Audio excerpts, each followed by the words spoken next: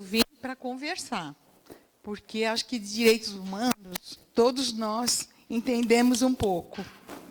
Aquilo que a gente ainda não entende, né, a gente quer construir igual é a pauta de direitos humanos. Então, é isso que o Paulo disse. Eu sou Sueli Bellato, moro aqui em Brasília já há algum tempo, estou aqui desde 92.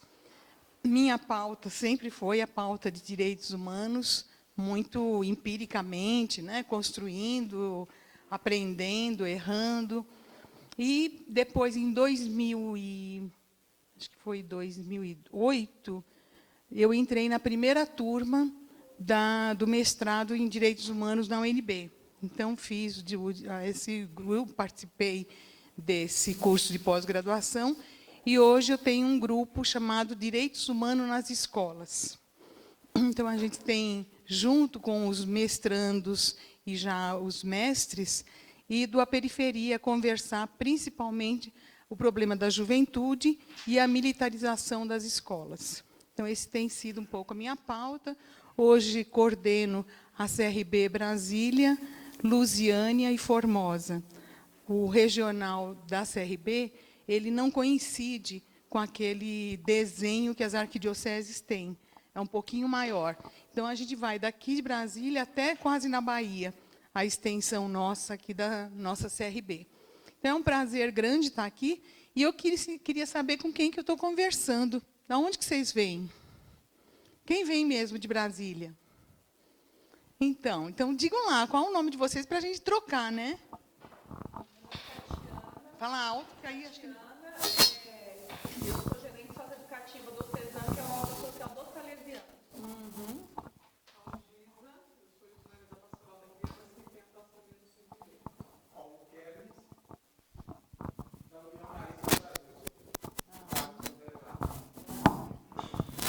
Que mais? Que outras arquidioceses aqui da vizinhança tem? Tem Lusiânia? Ó. Eita.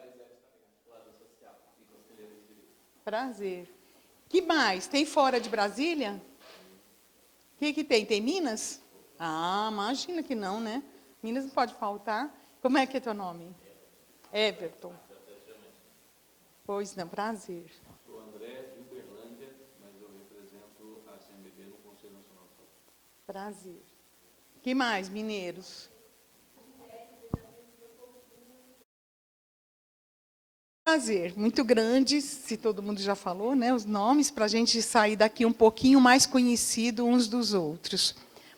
E como a nossa pauta, a pauta de direitos humanos, é uma pauta muito cara à igreja. Não é por acaso que a gente se preocupa com esse tema, porque é o tema do direito das pessoas e dos povos. E o título está meio complicado aí, não está, não? Vocês viram? O arcabouço. O que será que é isso, o arcabouço? Uma palavra difícil para dizer o quê? Qual é a moldura? Qual é o esqueleto que fundamenta a pauta de direitos humanos? Então, qual é o arcabouço da bioética? Qual é o arcabouço da medicina? O arcabouço dos direitos humanos, essa palavra difícil, que quer dizer isso, né? Quer dizer moldura, esqueleto, fundamentos. Qual é a caixa que está contida, qual é o arquivo que está contido, os direitos humanos que nós queremos proclamar e seguir? Eu, hoje cedo, estava pensando, né? A gente tem a pauta até do Evangelho para seguir os direitos humanos. Mas eu peguei um documento, e eu vou pedir uma ajuda para alguém que leia para nós. É o documento Paz em Terra, Paz na Terra, do Papa João XXIII. Em 1963, eu estou atrapalhando com o microfone? Estou? Em 1963, ele escreveu um documento que eu vou pedir só para ler o final. Deixa eu pegar o óculos, porque senão nem eu leio.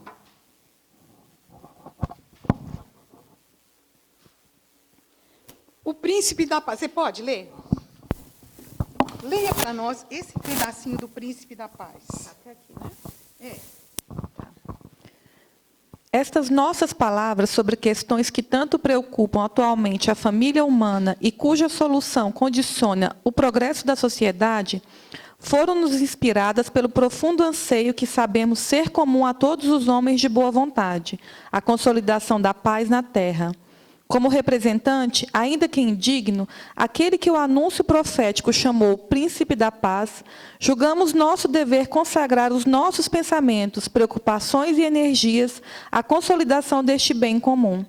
Mas a paz permanece a palavra vazia de sentido, se não se funda na ordem que, em confiante esperança, esboçamos nesta nossa carta encíclica, ordem fundada na verdade, construída segundo a justiça, alimentada e consumada na cidade, realizada sob os auspícios da liberdade. Este intento é tão nobre e elevado que homem algum, embora louvavelmente animado de toda boa vontade, o poderá levar a efeito só com as próprias forças. Para que a sociedade humana seja espelho mais fiel possível do reino de Deus, é grandemente necessário o auxílio do alto. É atual, não é? Se a gente for pensar nos temas da atualidade que o Papa João XXIII estava falando em 1963, que temas será que hoje preocupam o nosso coração, a nossa missão de cristãos, que tem o rótulo de direitos humanos? Quais seriam esses direitos que nós estamos preocupados hoje e por isso a gente quer conversar sobre direitos humanos? A vida está ameaçada? A natureza está ameaçada? A paz está ameaçada? Então, olha, eu vou ficar só nesses três, para dizer que esses três é o motivo que persegue as declarações de direitos humanos desde os primórdios. Olha, 1700, sobe lá um pouquinho para mim, tem essa data aí da Revolução da Virgínia. Olha aí, 3 marcos na história dos direitos humanos universal ocorreu no século XVIII, com a Declaração da Virgínia, em 1776, a Declaração dos Direitos do Homem e do Cidadão, a primeira é da Revolução Americana, a segunda da Revolução Francesa, e no tempo contemporâneo, o Diploma Internacional, que é a Declaração Universal dos Direitos Humanos, em 1948, promulgado pela ONU. O que aconteceu em 1776? Entre 1776, que tem uma declaração, uma pauta universal de direitos humanos, continuou tendo trabalho escravo? Continuou tendo tráfico de pessoas no mundo? Sim. Depois vem a Declaração da França, em 1789, com a Revolução Francesa. Por exemplo, pego só esse tema. O tráfico de pessoas existia? E continuou existindo?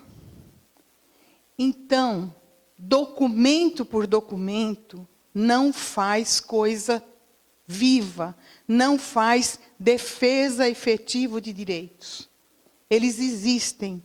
A Declaração Universal dos Direitos Humanos, ela é uma pauta fundamental, ela é tão importante que aqui no Brasil, na época da ditadura, Dom Paulo Evaristo Arns, junto com o pastor Jean Murray, que é um pastor, se eu não me engano, presbiteriano ou metodista, agora está me falhando, os dois criaram um grupo chamado Clamor, lá em São Paulo, que era para dar proteção aos perseguidos políticos da América Latina. E o que eles fizeram? Ao lado de cada artigo da Declaração Universal dos Direitos Humanos, eles encontraram o que era correlato na Bíblia. O que é que a Bíblia falava sobre aquele artigo?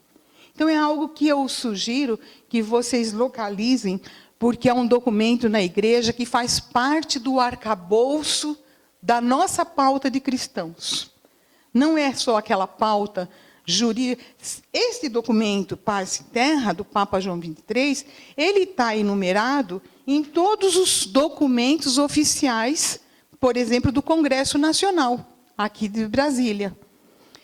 E a gente, muitas vezes, fica esperando só aquela lei, o que é que está dizendo a respeito da lei positivada, né? Aquela lei materializada. E no Brasil, dando um salto, porque eu só tenho quanto tempo mesmo? Quem que está contando meu tempo? Eu sei que tem um tempo para vocês e um tempo para mim, e eu quero respeitar esse tempo, né? Então, me ajudem aí a marcar esse tempo, porque assunto a gente tem para muito tempo. Então, quando nós tivemos a ditadura militar, foram 21 anos de um período muito feio na história do Brasil. Mas que não é o único. Nós já tivemos outras ditaduras, tivemos a ditadura do período Vargas, tivemos a história da escravidão, muitas ações contrárias aos direitos da vida acontecem e continuam acontecendo no Brasil, mesmo nós tendo a Declaração Universal dos Direitos Humanos.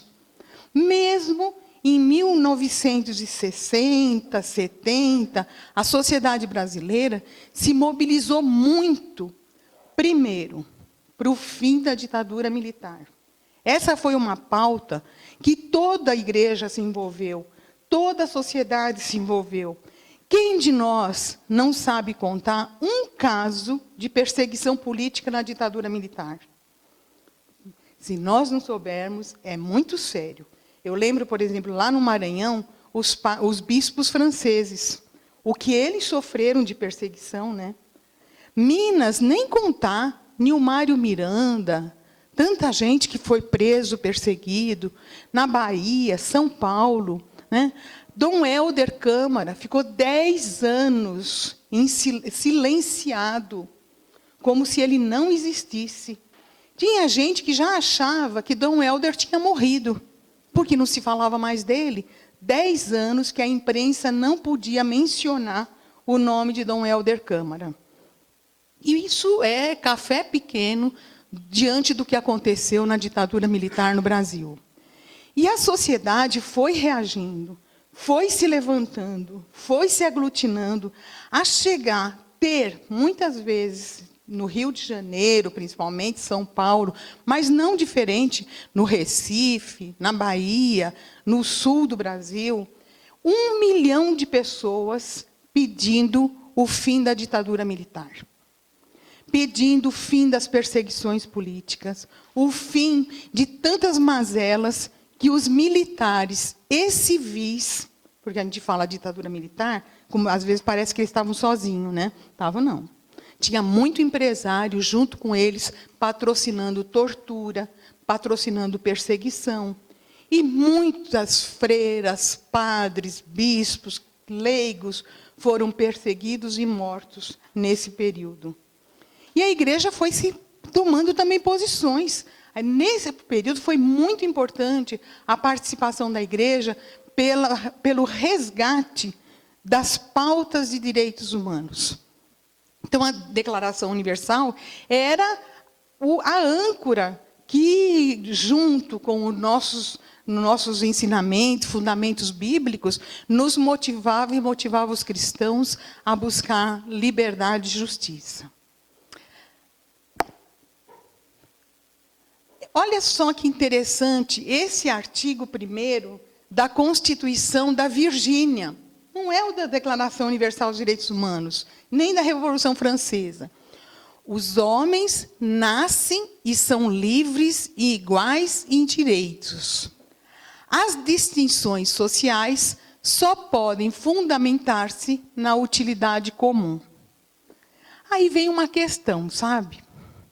Tudo depende do Estado. Qual é o Estado que está por trás da defesa dos direitos humanos? No tempo da ditadura, também eles diziam que defendiam direitos humanos, em prol de um Estado, contra uma ideia. Se falava numa ideia que havia um perigo iminente do comunismo tomar conta de toda a América Latina. Então, toda a América Latina entrou num tempo de exceção. Nós vivemos 21 anos de ditadura. O Chile viveu ditaduras terríveis, com muitos mortos. O número de mortos no Brasil, em qualquer lugar, basta um morto para que a gente se sinta injustiçado. Mas a Argentina, foram 30 mil mortos. O Chile, mais de 10 mil mortos. Então, esse sangue que está na terra, esse sangue continua clamando por uma sociedade melhor e uma sociedade que respeite os direitos humanos. E a gente não fica muito brava como mulher, porque naquele tempo a coisa estava muito mais atrasada. E a gente vai ver muito aparecer os direitos dos homens, como se homens excluíssem mulher, né? Só que eles entendiam que a mulher nem precisava contar. Parece aquela história lá do Evangelho, que tinha tanta gente na multiplicação dos pães, que comeram lá 5.000 homens, sem contar mulher e criança. Assim tem sido a realidade, e as mulheres têm se firmado também na pauta, porque quantas mulheres têm lutado por justiça no mundo todo? Vamos mais em frente. Para que existem, então, direitos humanos? Né? Está lá. Para que se tutele a garantia mínima da vida, da dignidade. Mas eu não copiei, porque vocês todos têm internet, têm facilidade de acessar o artigo 5º e 6º da Constituição Federal Brasileira.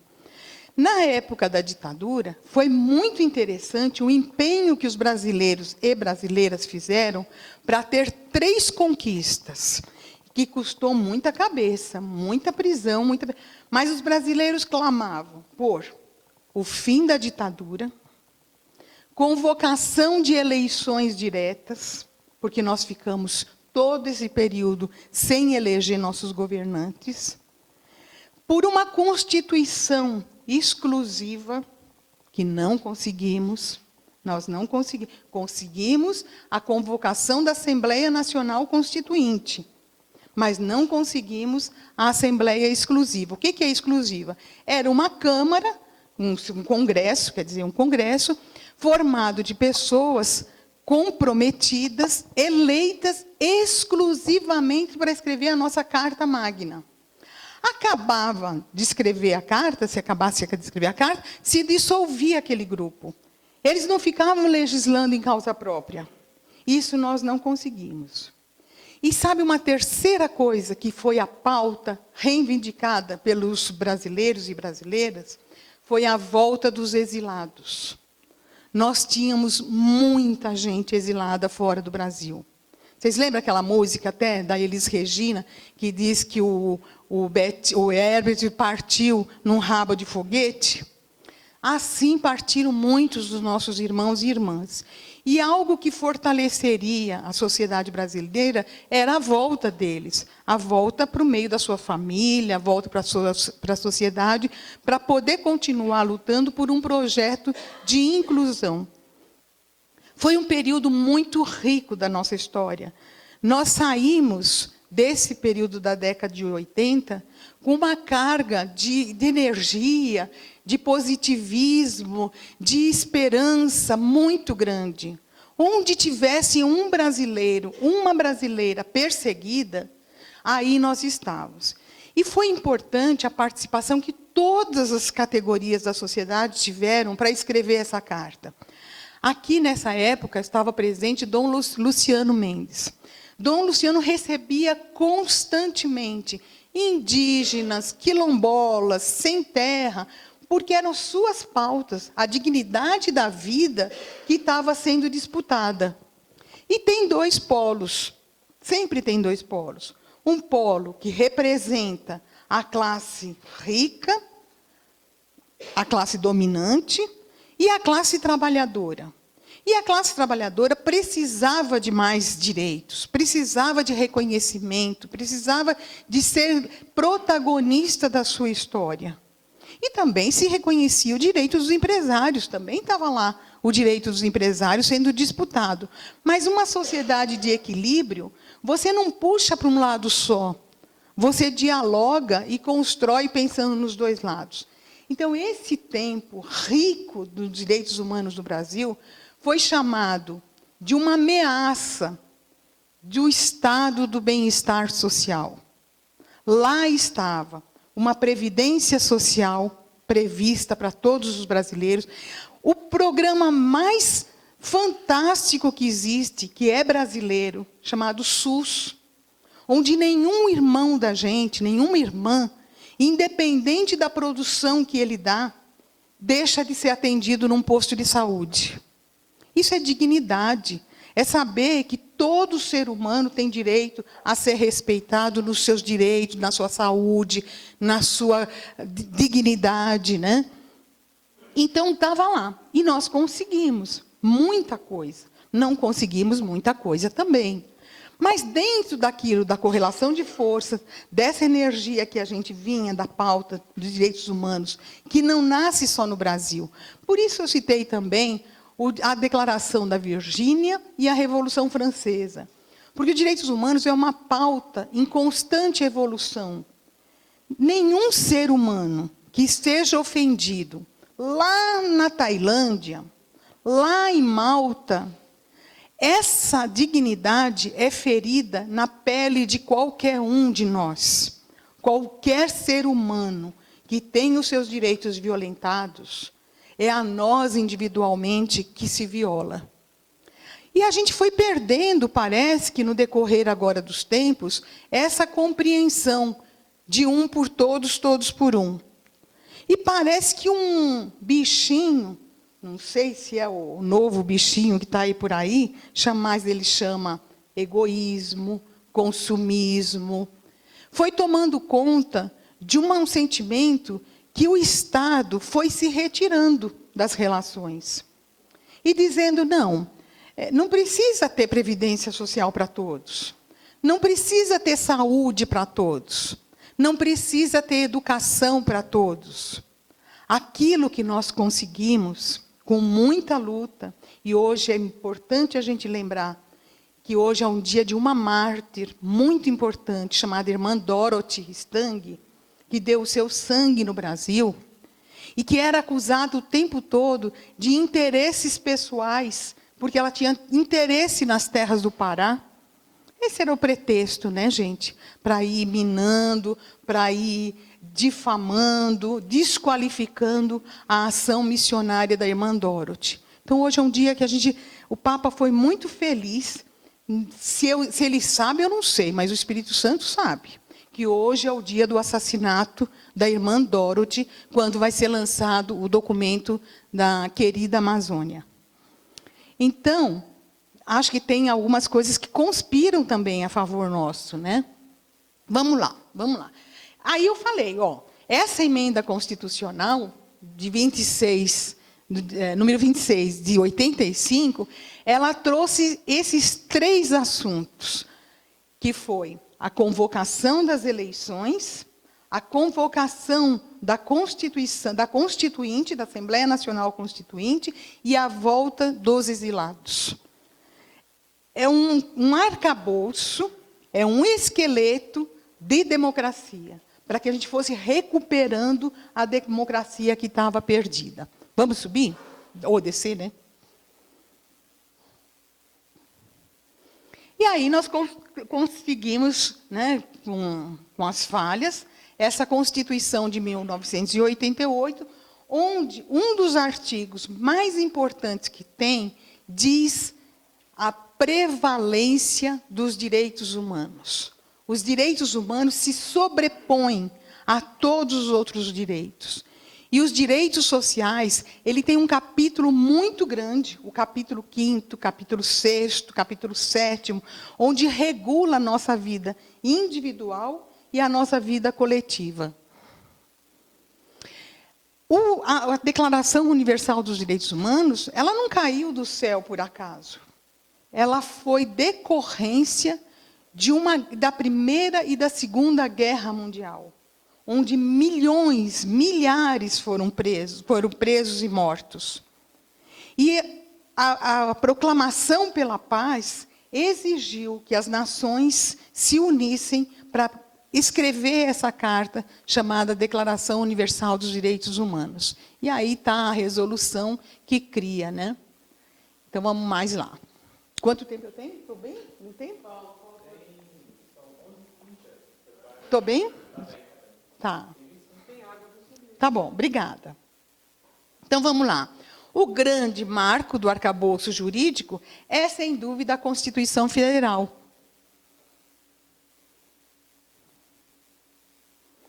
Que indica um modelo de Estado. E esse modelo de Estado que nós quisermos construir, que vem de acordo também com as outras constituições do mundo, porque não éramos só nós que estávamos escrevendo, a Argentina estava saindo da ditadura, o Chile saindo da ditadura, o Paraguai não tinha saído da ditadura, Bolívia saindo da ditadura, todo mundo escrevendo e se pautando aonde? Na Declaração Universal dos Direitos Humanos.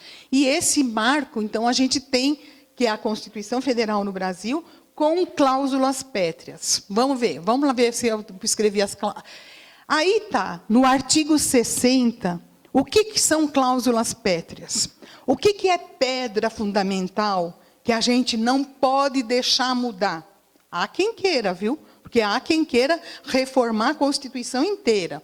Vamos ver, alguém me ajuda aí a ler. Quem é o maranhense, né? Bom português. É o parágrafo 4º ou lá de cima? Tá. A Constituição poderá ser emendada mediante proposta. Inciso 1.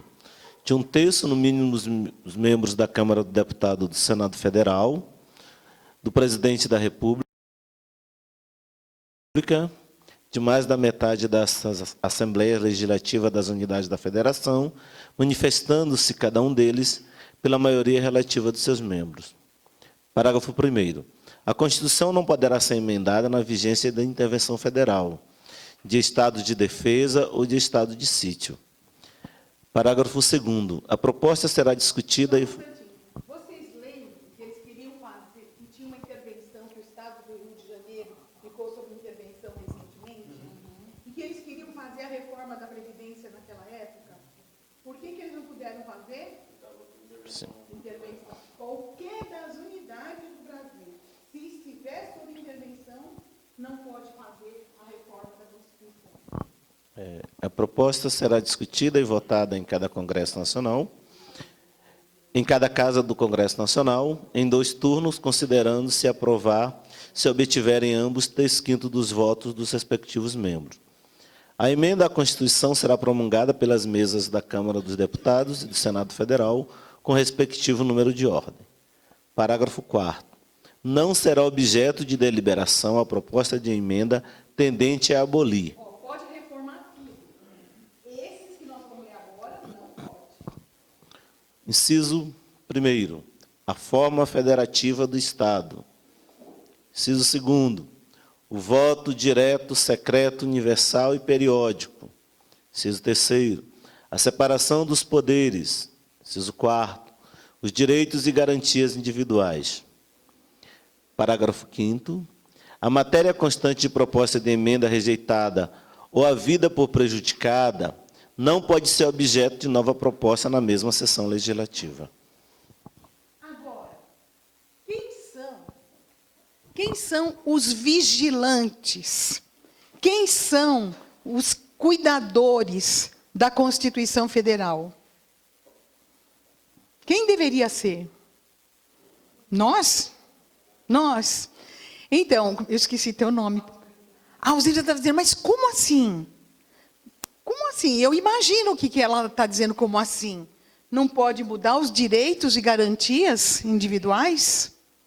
Mas aí eles dizem que a Previdência Social não mudou direitos individuais. E nós percebemos isso? Nossos sindicatos, nossas organizações, que claro que mudou, claro que atingiu uma cláusula pétrea. E quantos foram para a justiça, foram para as mobilizações, para as organizações de base, dizer, eles estão mexendo com os nossos direitos. Você quer ver uma coisa? Na separação dos poderes, né? O que quer dizer? Que o poder judiciário, executivo e judiciário, eles são autônomos. É verdade? Um não interfere no outro? Um não combina o jogo com o outro? Mas está acontecendo, né? E diz aqui que isso é impossível de acontecer Tem que ser respeitado a autonomia e o poder os três poderes. Os direitos e garantias individuais, o coletivo, perdão, direitos coletivos, ele é a soma dos direitos individuais, não é? Ué, se eu tenho uma comunidade com muitas pessoas com os direitos individuais, forma um direito coletivo. Não tem gente dizendo que quer agora fazer garimpagem nas terras indígenas? Como é que pode? Se as terras indígenas é um bem coletivo, é um bem da União, afeta os poderes, afeta os direitos e garantias individuais. Cada pessoa daqueles que nasceram indígena, ele tem um direito individual. Como é que vai agora destruir a cultura dele, destruir a forma de se organizar, de pensar? É para a gente pensar e conversar com o CIMI, né? Mas tem uma diferença do que é direitos humanos e os direitos fundamentais. Enquanto que os direitos humanos, foi lá em cima, o que difere, né? Se aplica aos direitos reconhecidos e positivados, e principalmente na esfera do direito internacional, por meio dos tratados, convenções que aspiram à atividade universal a todos os tempos. Já os direitos fundamentais são os direitos do ser humano, desculpe que tem erro ali de humanos, reconhecidos e positivados na esfera do direito constitucional. Então, uma coisa que a nossa Constituição consagrou, que é importante na pauta da Declaração Universal dos Direitos Humanos, são os acordos, os tratados internacionais. E por muito tempo, principalmente na ditadura, o Brasil não ratificou nenhum dos tratados internacionais. A gente tinha até brasileiro, nós temos brasileiros que participou, por exemplo, da elaboração da Declaração Universal dos Direitos Humanos. Ataíde Tristão é um brasileiro, diplomata, que escreveu a carta da declaração. No entanto, nós só fomos reconhecer a Declaração Universal dos Direitos Humanos lá na década de 80. Ficamos mais de 40 anos sem reconhecer. Vocês querem ver outros tratados que eles vão se incorporando no arcabouço jurídico brasileiro? O tratado, a Convenção contra a Tortura. Essa é uma convenção antiga, que o Brasil não tinha ratificado. Por isso, ele passou a ditadura militar inteira torturando, sem ter prejuízo dos países que fazem parte das Nações Unidas.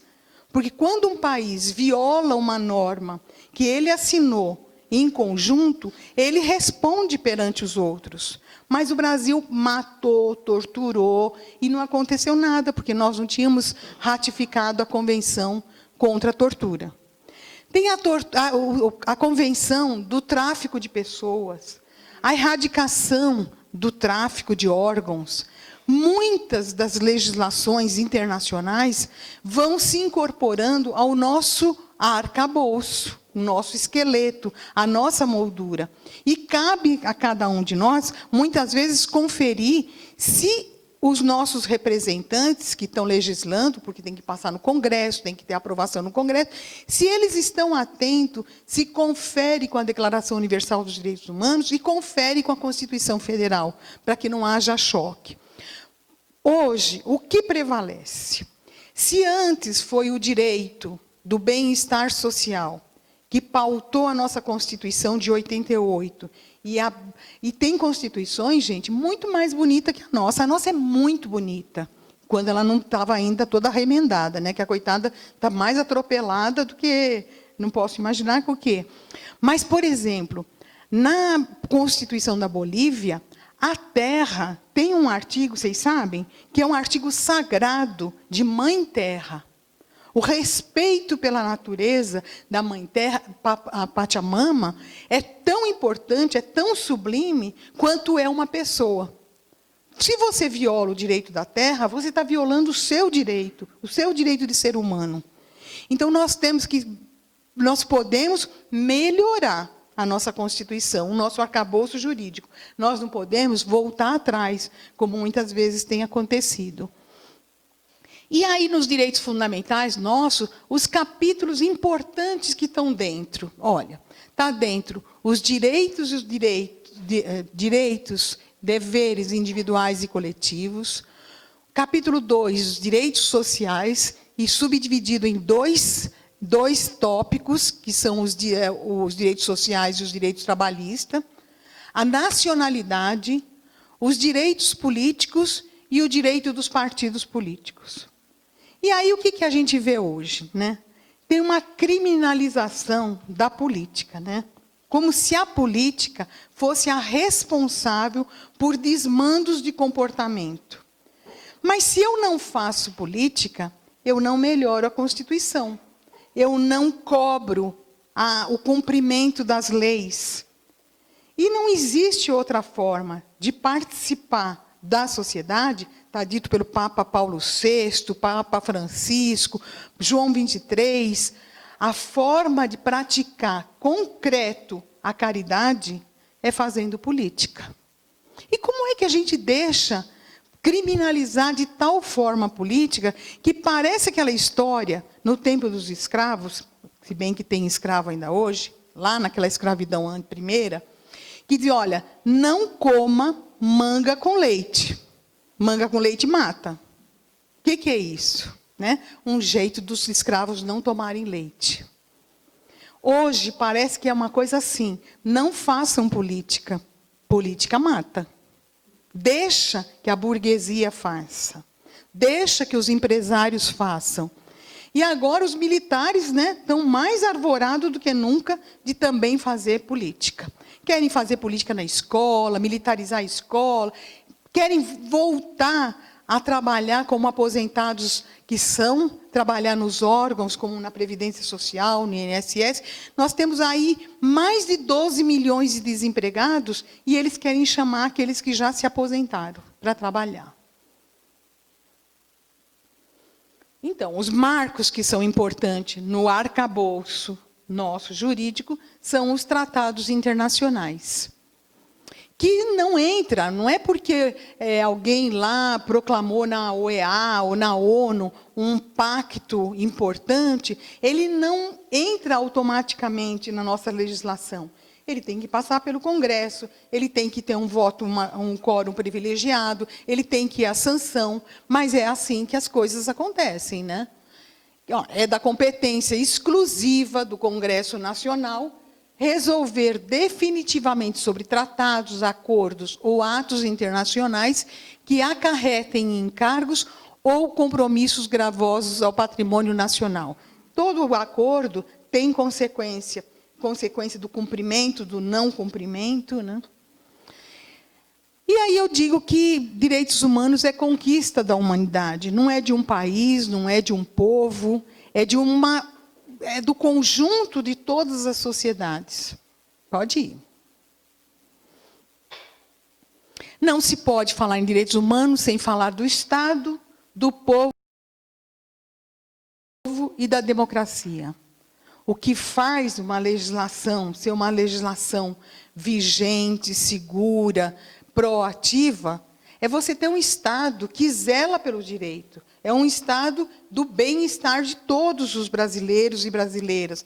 Não é um Estado que pretende, a qualquer pretexto, privilegiar só um grupo e se retirar para o Estado mínimo. E dizer, não precisa de Estado para todo mundo. Quem mais precisa do Estado são os pobres. Quem mais precisa do Estado são os vulneráveis.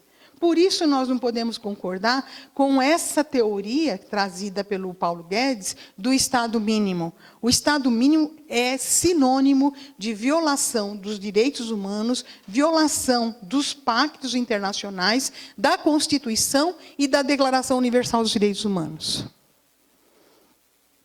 O povo é o nosso povo, né, com quem a gente dialoga.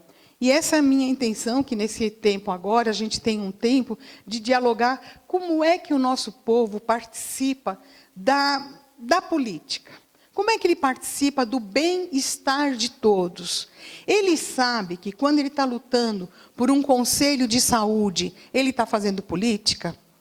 Ele sabe que quando ele está lutando por uma escola, por um asfalto de uma rua, isso é uma atitude política? É uma atitude de quem pensa em todos? Esse é o sinônimo da política. A política não é aquilo que se pensa num grupo de privilegiados. É aquilo que pensa para todos. Então, como é que nós estamos vivendo e aperfeiçoando os nossos segmentos, os nossos instrumentos, as nossas proteções? Ou a gente elege alguém que muitas vezes não tem vínculo com a sociedade, e eu sei que aqui é um grupo privilegiado, né? Um grupo que pensa, que participa, mas eu estou falando do nosso povo. Um povo que não tem memória, que não sabe que teve ditadura militar. E olha, gente, nós somos muito responsáveis do nosso povo não saber que foram 21 anos, recente, que o povo foi massacrado. E que tem ainda mais de 200 desaparecidos da época da ditadura militar. De mães, pais, filhos, que esperam a volta. Recentemente faleceu no Recife, Dona Eusita Santa Cruz. Essa senhora morreu até com 103 anos. Ela é mãe do Fernando Santa Cruz, um jovem estudante, né, que foi para o Rio de Janeiro com outro estudante chamado Eduardo, e era uma semana de carnaval, ele desce do apartamento para ir se encontrar com esse outro Eduardo, e acaba desaparecendo. Gente, durante todos esses anos, mais de 40 anos, Dona Eusita não deixou mudar a placa da casa, o número do telefone, brigava com todos os vizinhos para não alterar nada da rua, porque se o Fernando voltasse, ele não ia reconhecer a rua. Agora ela já encontrou com o Fernando, ela faleceu. A mesma coisa foi Dona Helena, um filho desaparecido no Araguaia. Essa mulher procurou o filho em todo canto. Onde diziam de Dona Helena, encontraram uma ossada no Paraná. Ela pegava o ônibus e ia para o Paraná. Encontraram uma ossada na Boa Viagem. Ela pegava o ônibus e ia para a Boa Viagem. Até que um dia, o jornal São Paulo, da Arquidiocese de São Paulo, estampou: Dona Helena encontrou seu filho Miguel. Ela morreu. Só pensando que na esperança dela foi saciada na nossa fé, né? Porque aqui nunca os órgãos de repressão disseram onde estava o Miguel. E muitos arquivos do tempo da ditadura continuam fechados. Por isso também ele não se transformou em matéria de disciplina escolar. Porque nenhum país, você vai à Alemanha, a Alemanha não esconde dos seus estudantes, dos seus jovens, que foram mortos lá 6 milhões de pessoas nos campos de concentração. Nós não sabemos, por isso não contamos. Está escondida essa história. E nós temos que resistir a essa atual política que desfaz o arcabouço de direitos humanos, porque ele não é uma letra morta, ele é uma letra viva, que ele está se aperfeiçoando na medida que nós estamos construindo. Tinha muita coisa que não estava na Constituição. O Código Florestal, por exemplo, que é um código que, na época que foi aprovado, a maioria de nós não gostou, achou que ficou muito acanhado, mas tem. Hoje, ele é ignorado. O direito das crianças, a regulamentação do direito da criança e adolescente, também foi aperfeiçoado depois da de 88, já em 92.